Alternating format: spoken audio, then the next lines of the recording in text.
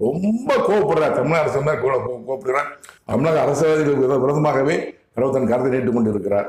தமிழக அரசியல்வாதியை பற்றி தற்போது கடவுள் கூறிய வார்த்தைகளை தனித்தனியாக போட்டிருக்கிறாங்க. நடிகர் விஜய் பற்றி கூறினார், எடப்பாடி பழனிசாமி அவர்கள் கூறினார், மு க ஸ்டாலின் பற்றி கூறினார், உதயநிதி ஸ்டாலின் பற்றி கூறினார், நடிகர் சீமானை பற்றி கூறினார், பிரேமலதா விஜயகாந்த் அண்ட் விஜயகாந்த் பற்றி கூறினார், எப்படிப்பட்டவன் கூறினாரு. அப்புறம் வைகோ பற்றி கூறினாரு, அப்புறம் அன்பும் ராமதாஸ் பற்றி கூறினாரு, திரும்ப பற்றி கூறினார்.